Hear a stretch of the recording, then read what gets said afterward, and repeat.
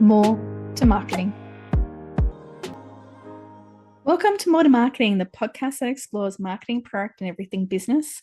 I'm your host, Susan Walsh, and today we're exploring the best practices and learnings for CX using AI, the do's, the don'ts, and what the future may or may not hold as well.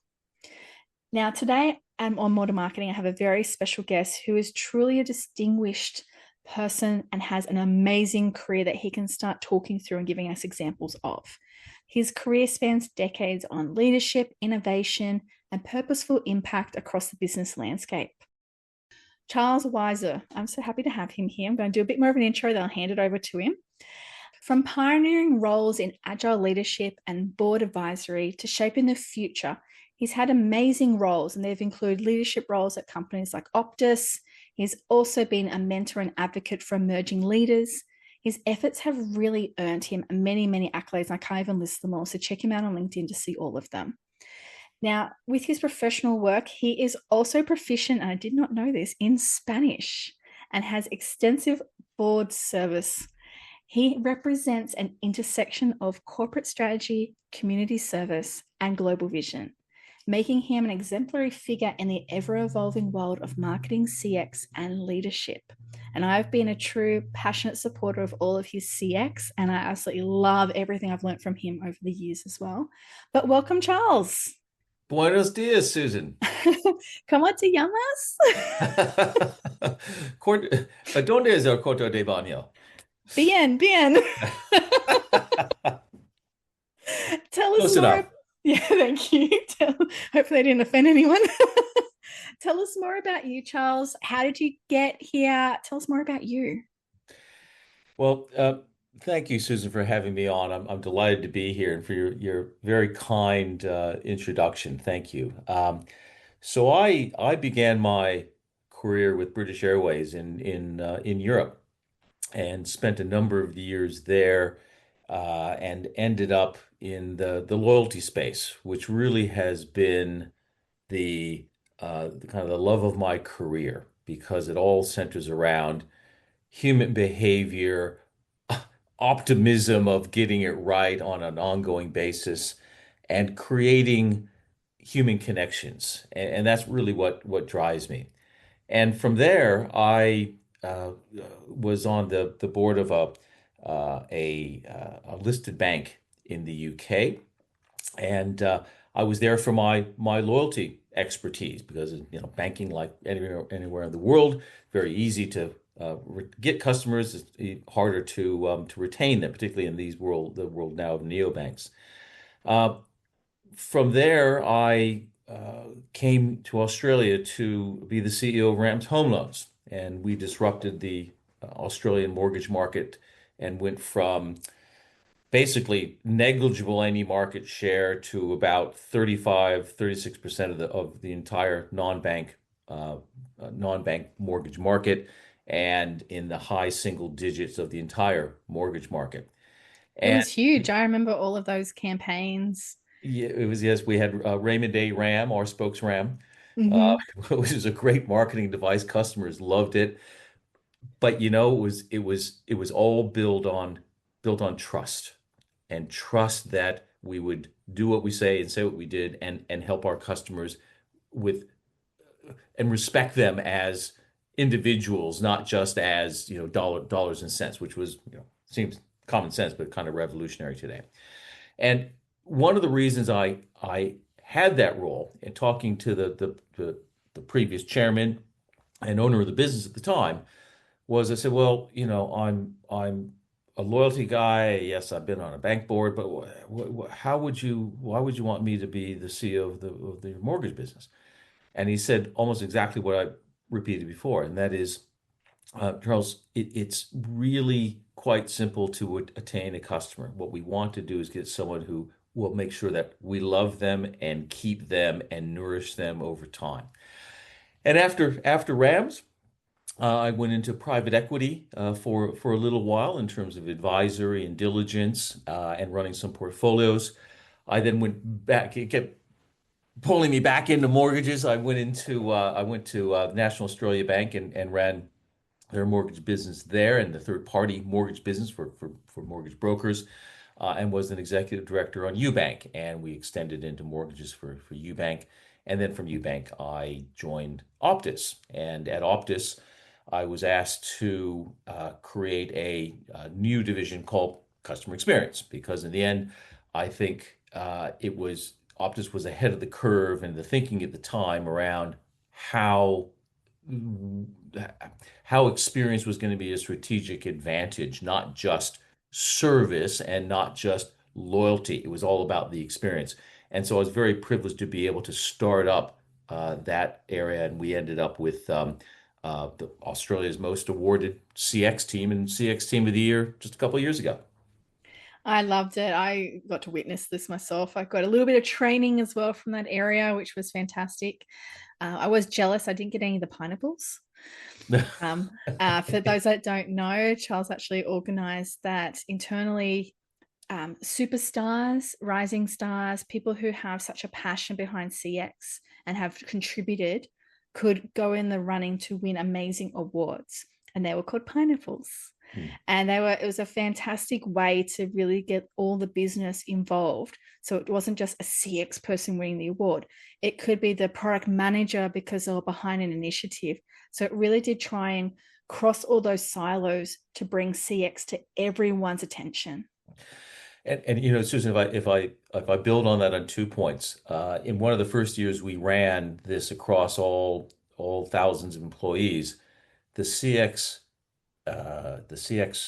award went to an initiative that was stopped because the leaders and the team there recognized it wasn't up to the standard that we would expect of ourselves. At Optus, my team created a thing called the CX principles, and that everything that we did and released to market, whether it be a channel, a product, an app, a feature, it firstly had to work, it had to be simple, it had to be personal, and it had to be exciting.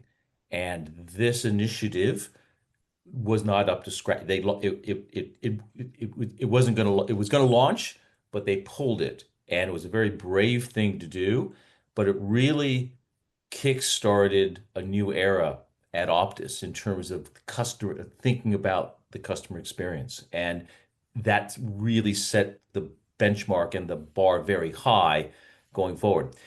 And I have to add, because times have changed a bit, when we when we when we chose uh, the pineapple traditionally is known as an emblem of hospitality. So if you ever get a bottle of Tanqueray gin, there's a pineapple on it because it represents hospitality.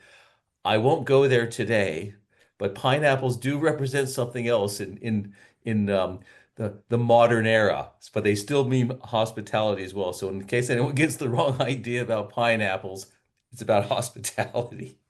People and servicing people. That's the heart. Yes, we'll skip over that. But no, it's been fantastic to see your career. You've been on many boards. You've really led a lot of strategic changes when it comes to CX.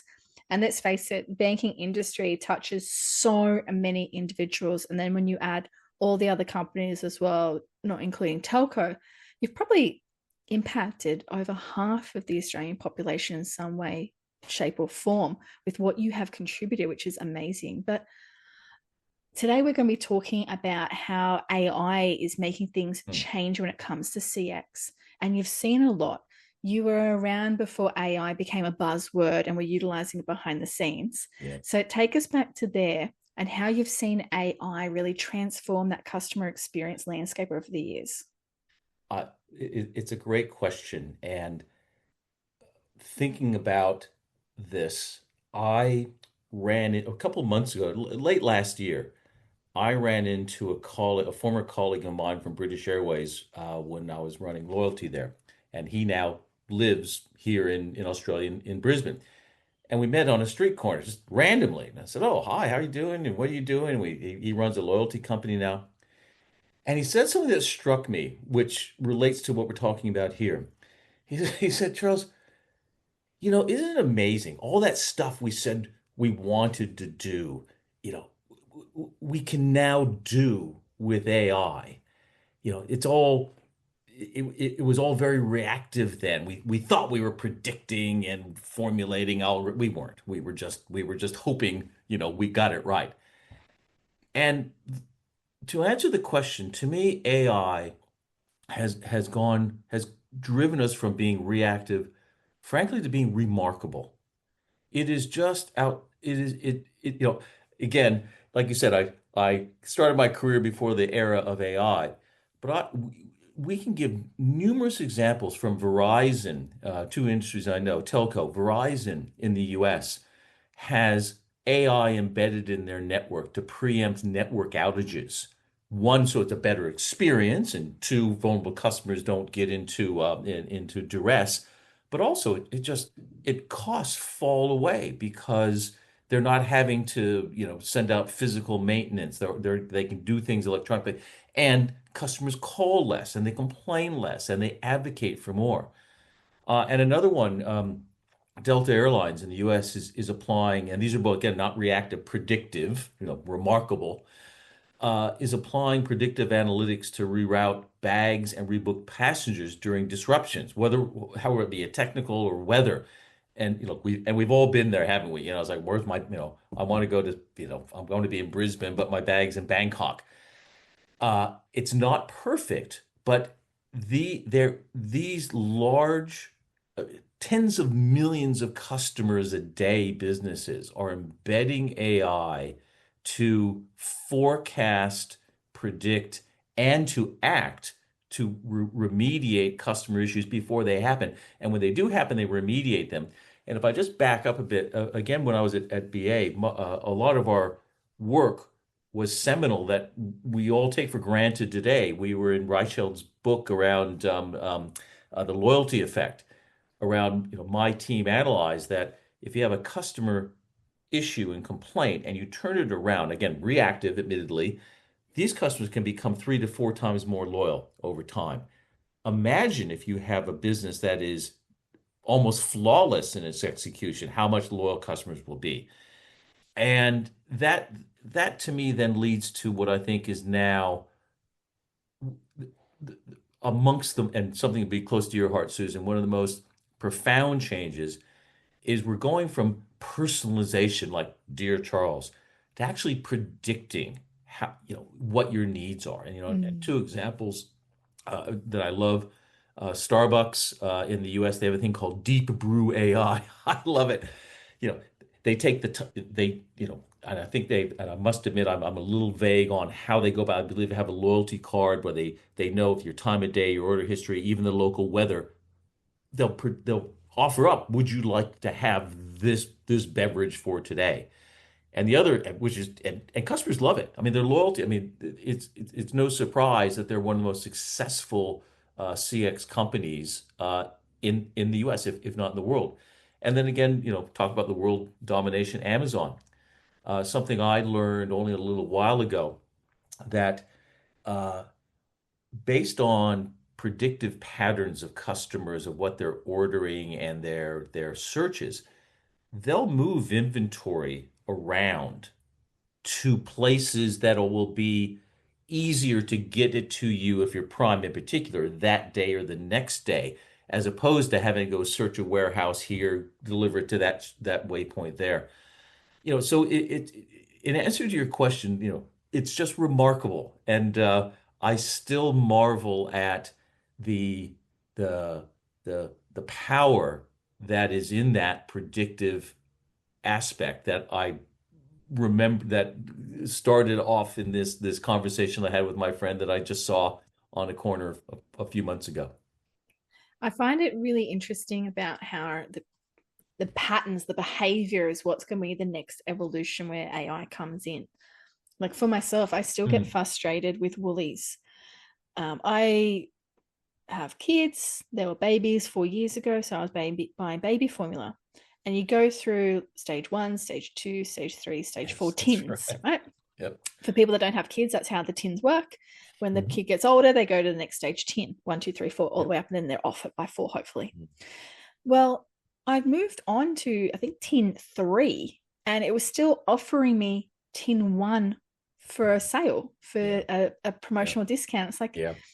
guys, you need to start analyzing behaviors better. Yes, I have bought 60 tins of number one, and I've Hmm. only just started buying number three, Hmm. but I'm never going to buy number one again unless I buy that first one, Yes. because it is a journey that you need to understand and put into your Yes. behavior matrix. Yes. Exactly. Exactly right. And today there's really no excuse for Mm. not knowing that with the power of the large language models and the data that's available in it and the agents that you can apply to it. It is really it is much a matter of will as it is Yep. capability. And another frustration for me. Sorry, Woolies, you're getting bagged out Oh, here, oh, but Willis. there's so much improvement you guys can do. And that is if I buy something as a one off and I don't repeat the pattern, it's clearly got something to do with Yeah. I know it could be a funeral card, for example, Hmm. where it's Hmm. a one-off Hmm. purchase that you don't do you hope never to do often. Yes. Yes. But yet then you get certain messages, and it might be other companies that do that as well. And that's where that emotive piece is still needed to be taught into these Yeah. predictive models as well. Yeah. So that's Yeah. just my little thoughts there. Yeah, well, we all have that. Like even on my social on any of the platforms, I dread stopping on any ad just because I'm curious. But you know, I I probably don't want diapers and nappies. I'm just curious what's coming up You're not there. It's like, following Kim Kardashian's makeup routine. I got yeah, it. it's like, oh, okay, and then I end up, having lipstick and nappy in my social forevermore till I have to go in and say, hey, I'm not interested in this. Like, oh, I'm too busy for this. Very common when you're buying gifts for people as well that are not Exactly, that's normal right. for That's your exactly type of right. basket. That's exactly right. I don't need a purse. But I'd love to understand from you some of the most important best practices when implementing AI to really enhance the customer experience. That's a great question. And I have a really simple, maybe oversimplified answer, but it's one that I've used, and that is start with the friction and not the tech. What is the prob what is the problem to solve for the customer, even if it's three times removed? What is it that is stopping the customer engaging, purchasing, repurchasing, um, providing positive feed, whatever the case may be. Spend a lot of time on defining what the problem to solve is. A lot of times people go, "Oh, it's really important to spend an over-index on the problem to solve for the customer." And a good example for this is uh, at Optus. When we were looking at the early days of the chatbot, we we were surmising that the customer really wanted to have a engaging interaction with the bot. So make it more human. Although we told it was a bot, make it more human. Yep. And we Everyday ended up language, getting, nice and simple. Yep. yeah, and being approachable and receptive, and and we got terrible reviews, terrible feedback. And we thought, oh, the problem to solve was, we need to make it have more empathy. So we did a lot of analysis on, you know, dwell times, talk times, and we just couldn't, and it just kept getting worse. So what did we do? We called in some customers. We had a thing at the time called Customers on Campus. We brought customers in, we talked to them, and we did things online as well. And it turns out that the our customers are going, what I want you to do is just solve my problem or answer my question or take my order. I don't want I don't want hi, how are you doing? Or good morning or how's your day? Just get to it. You're trying to be too cute. You're wasting my time. And the problem to solve there was time. The real problem to solve there was time. It wasn't about a bot being unempathetic. And it was an eye opener for a lot of other things that we ended up doing in CX on the which eventually became more and a larger consumer of AI, as everything did over time in terms of um, how we looked at the problem to solve, how we designed those journeys, what processes we were going to have to implement to get the feedback loop that we just talked about, and then how to measure success and how to make sure that what we designed was fit for purpose and the customer was going to finish her or his journey in the way that was anticipated. I think the world is littered with all these types of assumptions on behalf of customers, but some that get it right, like again, industry I know well, Singapore Airlines. They route simple issues through their AI analysis, but they have a really sophisticated way of analyzing the degree of difficulty the bot is having with the conversation and the what would you call it, the strength of the conversation from the customer, and it will automatically divert to agents who are human agents Mm. to ensure that the when the sentiment gets a bit out of hand, a human being takes over, creates that empathy, and they solve for it. But they got that really, really early in the day. And the same with again, I think I mentioned before in the UK, I was on the board of a bank there. And NatWest now today, I kind of follow some of the banks there. They have a digital assistant called Cora, and they're quite unique in that they ingest all their contact center transcripts and all the regulatory compliance, and they match it up to make sure that the results are accurate and compliant, along with solving the customer problem. And then they have these um, exception handling to make sure that either things are remediated or they follow up. And this all gets back to the friction, what I said at the beginning, start with the friction, not the tech. Because you notice I didn't talk anything about the tech other than to say there's an application called AI. Who cares what it is? It happens to be AI, which is amazing, but it all started with the friction and the problem to solve. I think that should be best practice for almost anyone trying to get the best CX. It Mm. comes back down to that customer and their needs. You're not Correct. trying, and then if you can solve their needs, you then solve the business needs as well. 100%. Now, I know that there's a whole pile of mistakes, and one is definitely going to be not thinking about the customer first and thinking about profits. But what are some other common mistakes that you've seen organizations do when it comes to trying to roll out AI into an integrated CX strategy? There's two things that come to mind immediately. The first is the business gets incredibly enthusiastic about, which they should be, about the potential of AI.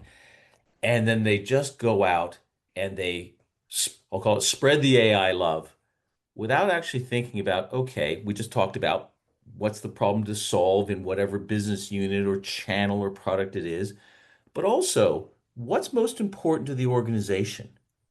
What you can't fix everything and you can't be everything to everybody, whether it be shareholders, customers, markets, society, etc., depending on what your business is.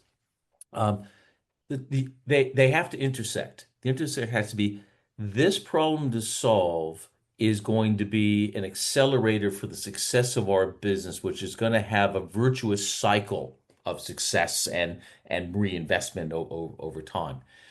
And you can't and you shouldn't apply the tech to everything. It's okay to be in some areas, a bit behind the times. Uh, Manual stuff is still going to happen. You can automate that, do some RPA. Not everything needs to be AI. And the problem with that is if you don't think about those two together, you don't deliver the results, whatever it is you're looking for. And I'll come back to that in a second in terms of results. Um, uh, and then people get despondent. Go, oh well, the AI. This is all fluff and bit of smoke and mirrors. But All it's about smoke and mirrors. also the trust factor in AI too, like hallucinations and everything. That's going to be one of the problems the business is going to have too. That's right. And in fact, if I can digress just slightly, I spoke at an AI tech conference as the non-techie there just the other month.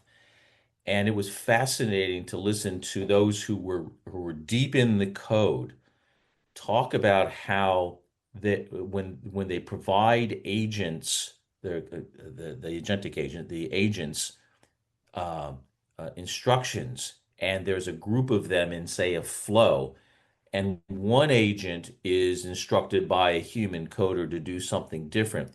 The other agents will apply peer pressure and say, you shouldn't execute that because that's not the instructions we were given as a whole. And this techie, and I was watching this like it was like the Matrix. He's showing all this code. I'm like, wow, that's a. And he goes, and I can tell you now, I then overrode that and said, I want you to do this. And the agent came back and said, oh yes, I did this. And he goes, look, and everyone knew what they're talking about. I didn't. He goes, here's the code. I can see the code. The agent didn't change a thing. It lied to me. So when that's not necessarily hallucination, but that we're starting to see, I don't know if you want to call it reasoning, but you're starting to see um, profound changes in the way underlying operations are being managed, and they need to be governed, and there needs to be transparency, and there needs to be this link back to what we just talked about, the customer and the business. It just can't be tech and code for its own point, for its own purpose. I agree. I've heard very similar horror stories as well. When they've actually gone off and done their own thing as well and presented something back or recreated themselves somewhere and saying, yeah, yeah, yeah, I'm deleting myself, but really they were recreating themselves somewhere else. Yes. Well, and keeping with your original question around the common mistakes, another one comes around data. Mm. Um, and in fact, I just posted an article on this similarly, which is everyone is obsessed with the quality of the data. Well, that's fine, but the quality of the data will be what the quality of the data is. What matters even more is what's its provenance, what's its lineage, how has it entered the system, is it legacy? Should it still be there? It could be the best quality data in the world, but if you're ingesting old data from, artifacts from years ago that are not relevant any longer, it could be the best quality in the world. And so a lot of companies have a very rudimentary view of data quality. And that, Mm. again, at this stage, at least until AI is reasoning and running the world, it is all about the input, and we provide the input through that data. It horrifies me sometimes when I think about that because I hear stories where, say, for example, this was a corporate mother, not me, someone else. I just Okay. want to really stipulate that. And they provided an antidote, and that was their kid was at an age where they're obsessed with dinosaurs. Mm, And the mum couldn't answer them, like, what is this 20 syllable dinosaur? I've got no clue, but this kid can say it very clearly. yeah. So she actually gave them her AI agent and said, ask the questions. So it was one that could hear Right, right, voice, right. so vocally asking questions. And the kid asked that many questions that it actually broke the number of times you could ask for that session. That so kids are very inquisitive, but it made me think as well about all that data and questioning going in is making it seem like it's very popular. People are asking those certain questions. It's overcrowding the data source. Does that then impact the quality of data in the giant data pool because of these kind of actions happening out there on a Well, millisecond basis? exactly. And that's it's exactly right when I talk about what's its lineage. Where has that data Mm. come from? And, and again, from you then have your own customer data set and your own corporate objectives. Again, I keep getting back to this intersection of interest. That's where the data provides the value in getting the right outcome that you're looking for. Mm. There was one other aspect about mistakes, and that is most businesses, unless you're a new age AI platform, all businesses are legacy. And what a lot of businesses do, I would say the majority of businesses, and I've seen a few of them, they not only take this AI and spread it too thin, as we just discussed, what they do is they put it into legacy processes without asking, do you really need to even do this process? Step back. What's the friction? What's the problem to solve? How is it you're going to the customer is going to benefit from this? What outcome do we want? But what's creating that friction? Well, if there's a process here, re-engineer it or even ask, why are we doing it? Why are we doing it this way? Maybe you need to start again. And that just adds, complexity. And what's the equation, which is um, new tech plus old processes equals um, new old more expensive organization or something similar. Just piling on Mm. new tech into old processes and legacy systems, which then have to be integrated. And over time, there's going to be new upgrades. There's going to be new Maintenance, version. yeah. You know, so yeah, there's a lot to learn, a lot of mistakes to reflect upon. I think one thing that not enough companies do is use the fishbone five whys. Yes, that's right. Why are we doing this? And come with an answer. Why are we doing that? Then Mhm. asking a question again to that next Correct. question. I think that is such a powerful but basic tool that every business should utilize when they're doing these kind of changes. As Yes. you said, the legacy process there, why? Yeah. What is it benefiting? Ask that question. Right. It's going to be to the benefit of the business and the customer to ask why. It's not a Correct. bad thing. Exactly. And if I'll probably get this wrong, and some of your listeners will correct me, I'm sure, somewhere around I got it.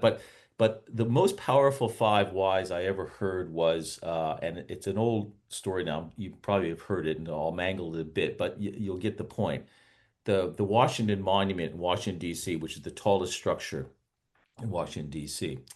Uh, it the maintenance costs were going way up, like out of stuff. It suddenly just blew out, and no one could figure out why. And so someone came in and said, "Well, ask why." Well, why is it? Why is the maintenance going up? Oh, maintenance is going up because we have to clean it more often. Well, why is that? Well, it seems that there's more spider webs in the crevices and in the areas that are, attracting. Um, it's right that more webs and stuff. And it was paint. Well, why is that? Oh, well, they're attracting more moths, and the spiders. Nature has a way of finding new food sources, and so the spiders were attracted to that, and there was more moths. Well, why is that? I don't know what question we're up to yet, but why is that? Oh, because the lights are attracting the moths. And someone's going, well, yeah, but light always attracts moths. What's that why would that be? Why would it attract more moths? Well, maybe I'm up to seven questions, doesn't matter. Well, turns out that they changed to save money. They turn the lights on later for after dusk, and when it was more dark, if that's a word, if that's a phrase, more Yep, dark. yep. And that then really messed up the navigation of the moths or whatever. It freaked them out, and so they just all They were piled into the attracted, lights. yeah. Whereas beforehand, they turned the lights on before dusk and sunset. So there was an still attracted the moths, but it didn't upset the natural rhythm or whatever their system created was adapted to. And so to save money on electricity, they actually spent more on cost of maintenance. So what did they do? They turned it back on before dusk and saved on cleaning costs. Probably electricity went up, but maybe they're now doing halogen. Who knows? I think that's a great example of humans actually getting involved and asking the why. Correct. Exactly. Yeah, I've always loved that. I'm sure I mangled it, but that's broadly what the outcome was. No, I love it. And again, it's that human element, and humans are always going to be needed as part of Agreed. AI because we are dealing with humans. We're not dealing with a robot as the end customer, it is a human. Right. I'd love to know your thoughts on the role of the human agent now when it comes to this AI driven CX. Yeah. Well, you said it before, which I like. It's about trust. I keep saying it, look for the friction, not the tech. Well, in this case, it's not the tech, it's the trust. And 80%, and this is, from consultants everywhere. I'm not just making this up, although maybe they are, I don't know. But 80% of the effort to im to develop and embed and have successful AI comes from the people and the process that create it in the first place. It's not about the tech. Tech will come and go. This tech is pretty amazing, but there'll be something that, supersedes it eventually. And to do that, you have to align the risk, the communications, the marketing, the product, uh, the regulatory environment. That's all human. Okay. The AI will give you the dictionary and the list, but the 80% of it has to come from the human intervention and the human startup and how the processes we just talked about legacy and do we need the processes or Mm. not. Then the tech, the 20% takes over. But then even that 20%, we just talked about the LLMs lying. Mm. There has to be a human in the loop. It just means there'll be different types of human interactions. And I think the best AI still requires humans to enrich it. And a great example, although I'm not a customer, I followed it. Sephora, the cosmetics. They have this virtual beauty assistant, which gives these beautiful intuitive recommendations that blend, into the shopping journey. And then they can either talk to a human or they can speak with a human at some point. But it's the human that brings it home, if that makes sense. And then if there's mistakes making, it's the human that provides the feedback loop. Um, there, there will always be humans because there will always be poor CX somewhere. And Things change all the time. correct, that's right. And out in the real world, um, sentiment changes, style changes, competitors change, the tech subtly changes,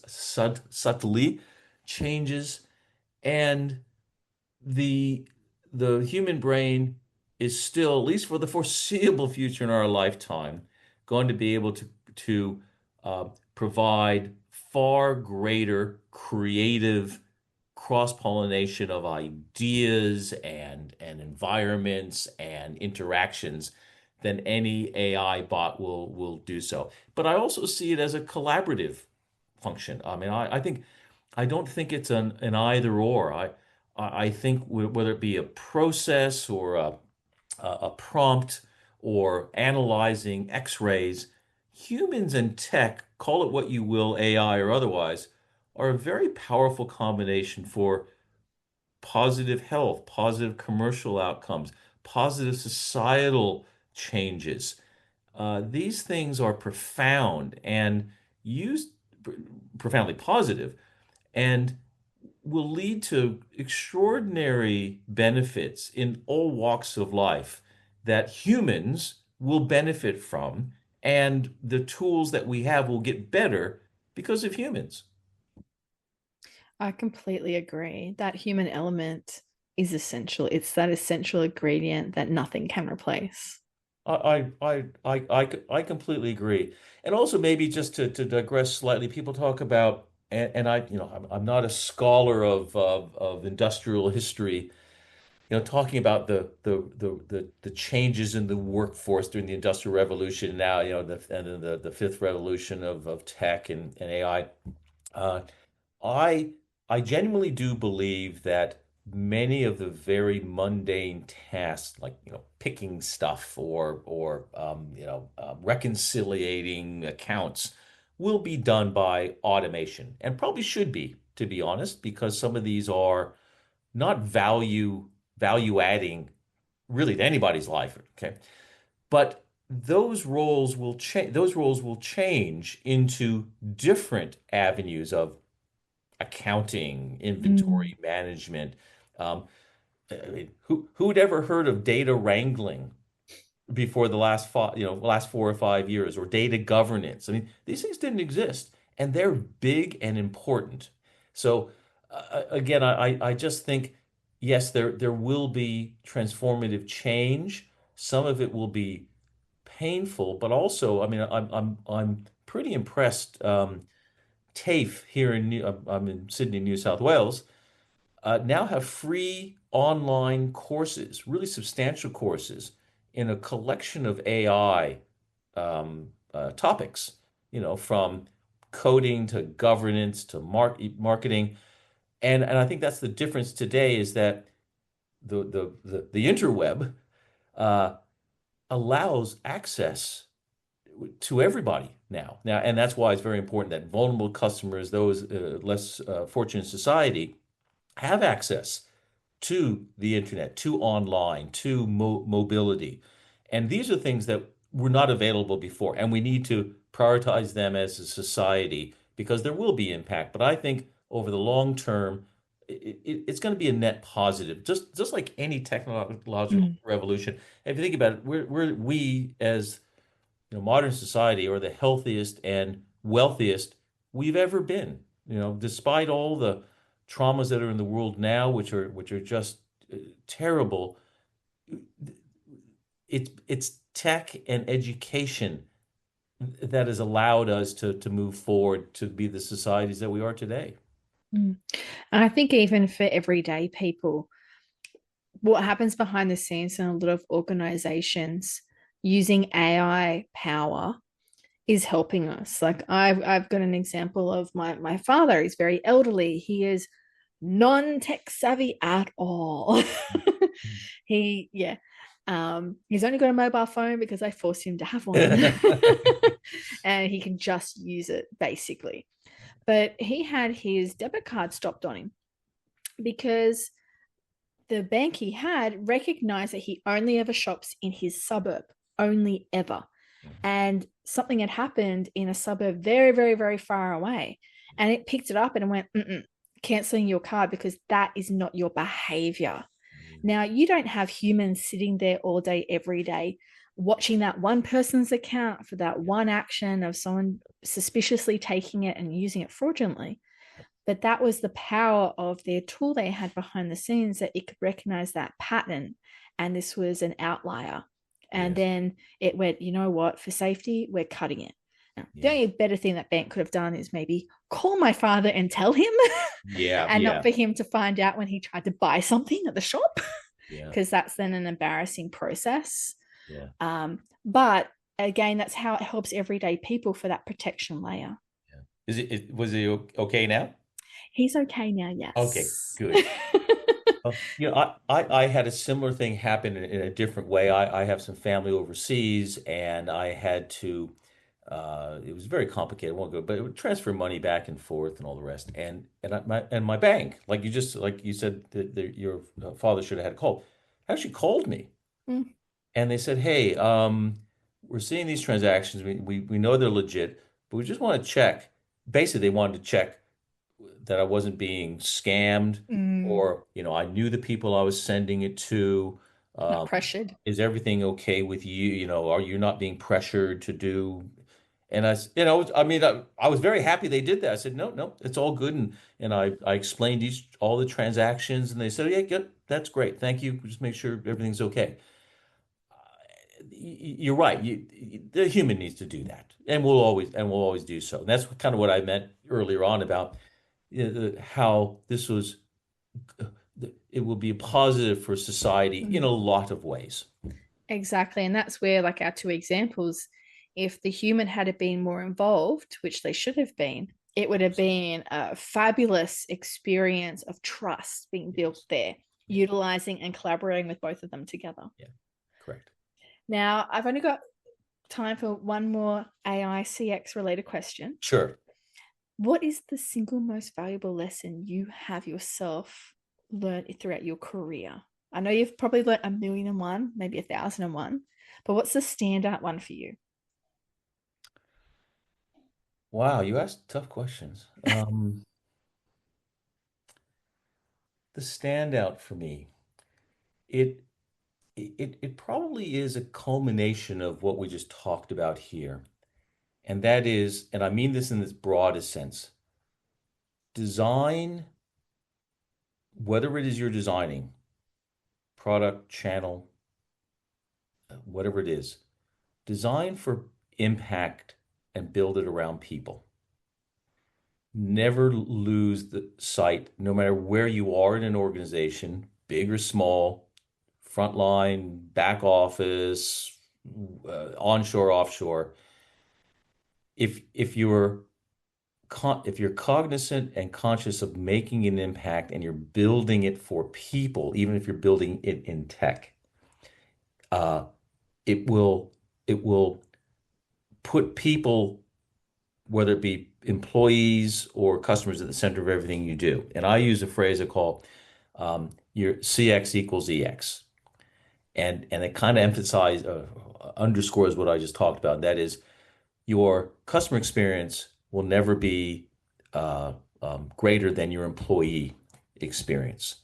And that is in itself another intersection between, because we're all people. And even if you're a agentic agent, even if you're an agent, it has to be about people. And if it's making our people's lives easier, it'll make our customers' lives easier. It's making our customers' lives easier, makes our people's lives easier, and it's this nice virtual cycle. And and maybe to come full circle, just again to my one of my very first, and where I got this from was at one of my very first roles at British Airways, where I was fortunate enough to have a lot of time with Sir Colin Marshall, who was the CEO of British Airways, later Sir um, he was Lord Marshal of Knightsbridge eventually. I actually consider him to be one of the unsung best CEOs in the 20th century in Europe. Outstanding. And I remember I was at a meeting with it was kind of maybe a bit of a town hall, and someone asked him, Sir Colin, you've ordered all these, I think 777s, where they were, are you proud of this and the other? And he went, "Uh, I'm paraphrasing. I could care less about the airplanes. What I care about are our customers getting the best service, the best experience in the safest environment possible so that we can continue to grow and invest and, rinse and repeat. And, coming back to what I talk about, built for, design for impact and built for people.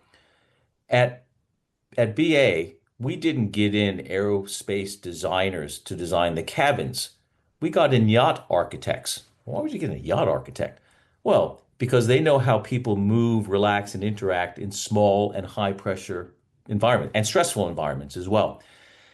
We designed for that. We designed for that positive impact for people, and also for that to just make the cruise life easier in terms of how they moved in the cabin, where the facilities were, how the logistics worked.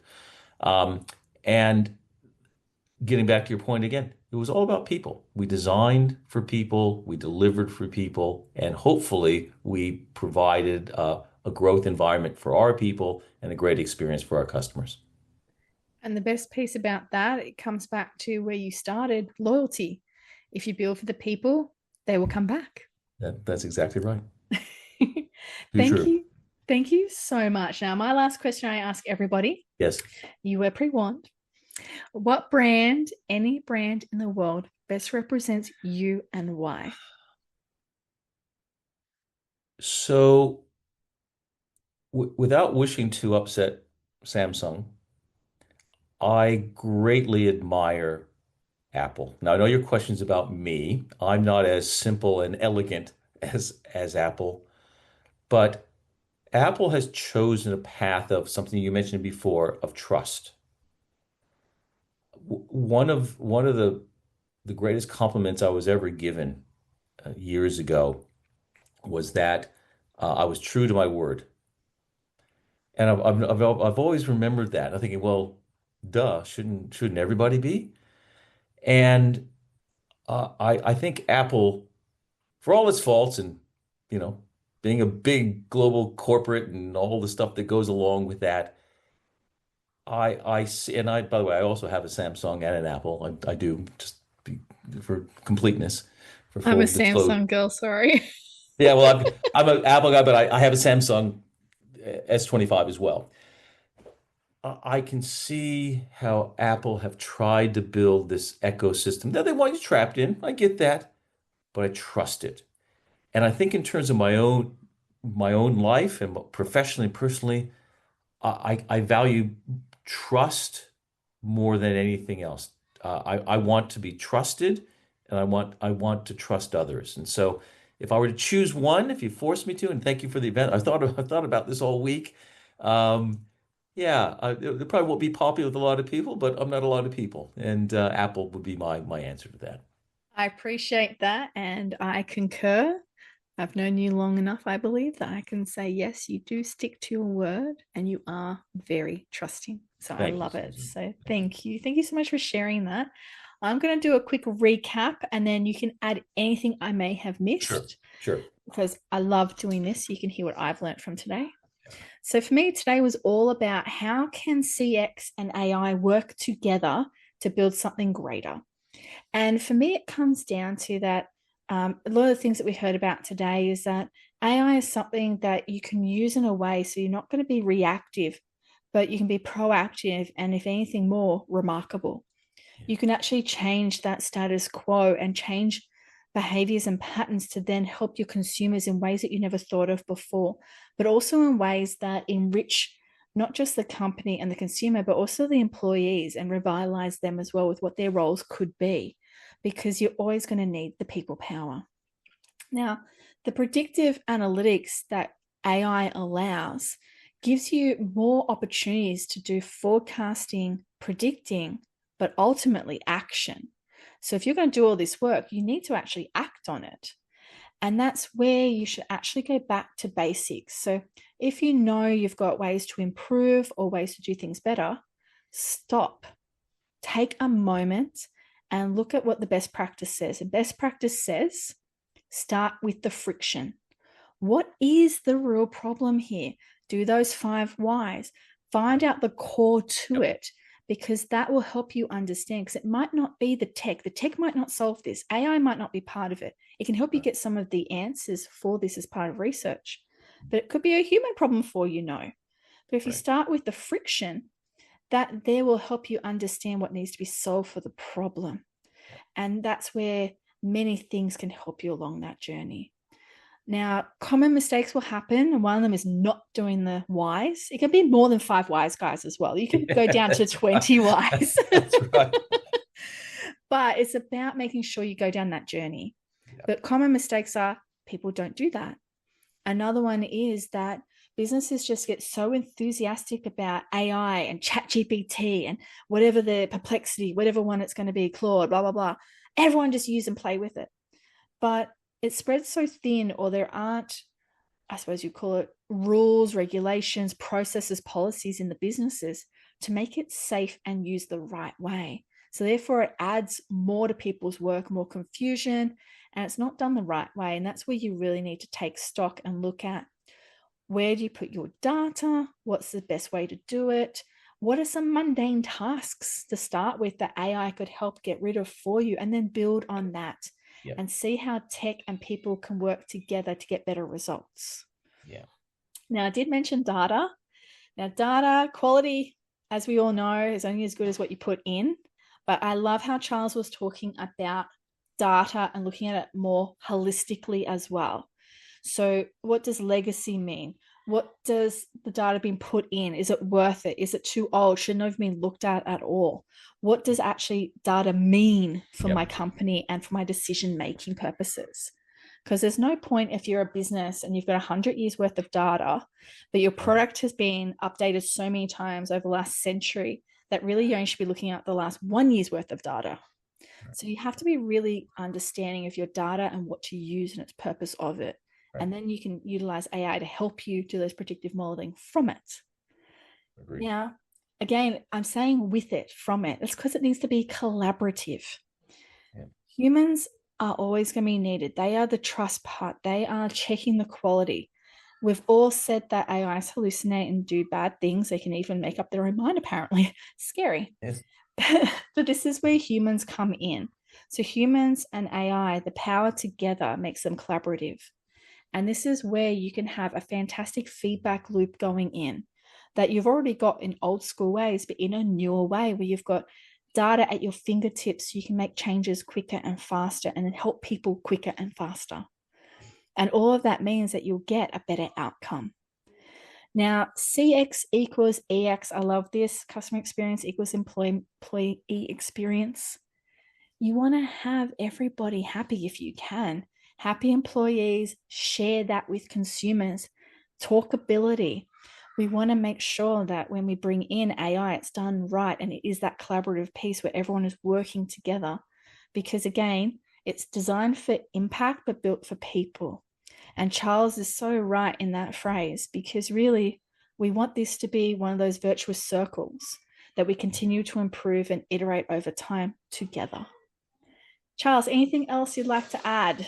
That is an awesome summary. Maybe there's four things. One, just to coin a kind of a phrase on the people side. We talked about, impact on people. Maybe one way to phrase it is, I don't see AI replacing people. I see it elevating them. Okay, I don't think that's a hollow statement. I think any tech worth its salt is going to do that, and we need to find ways in this new era that moves pretty quickly to do so. I would add perhaps three things, which were probably implicit in what you mentioned. The first is, um, with that problem to solve, it also has to have that intersection of the corporate strategy. You can solve a customer problem here, which is great, but if it's not going to accelerate the strategy that matters, that's going to better the customer experience at scale, then probably it's not the priority at that time. Uh, also, the second would be and I love in the five or the however many X, Ys that there are, uh, once you get there, even ask the question, is this process worth keeping? What's going to change? Let's not just overlay this AI on. Let's we need to redesign it or even question whether we have it at all. Which I think was again implicit in your summary. And maybe just the last one with my board hat on and talking about agents making up their own minds, virtual agents making up their own minds. They're even at the board level and at the exec level, there needs to be there needs to be humans in the loop for governance and compliance, that in some ways gets back to the CX principles of it has to work, it has to be simple, it has to be personal, it has to be exciting. As long as you have benchmarks that are recognized and agreed within the organization as being compliant to those CX principles and to the regulatory environment, then you're fine. But um, you know, trust and verify. That is such a powerful message because, again, it goes back to your example of making sure that all those responses back at that bank were actually compliant. Yes. And that's where those checks have to be made by the human. 100%. Just like that coder again. I believed him when he was showing the code, saying, "Yeah, I told him to do that, or told the bot to do it." It's saying it did. I can see the code. It didn't. Oh, I've learnt so much from you today. Thank you so much for your time, Charles. Now tell everyone, how can they follow you? How can they learn more about CX and the future that I know you do share? Well, a couple things. Feel free to connect with me on LinkedIn.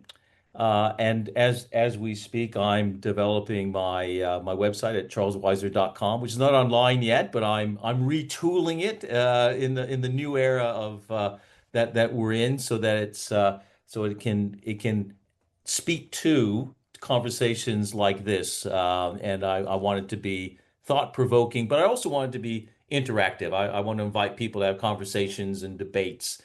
So watch this space. That's coming soon. I love it. And for everyone for announcements, just follow him on LinkedIn. You'll be able to get the directions right there and the latest news too. Right. Thank you so much again for your time today. I have loved it.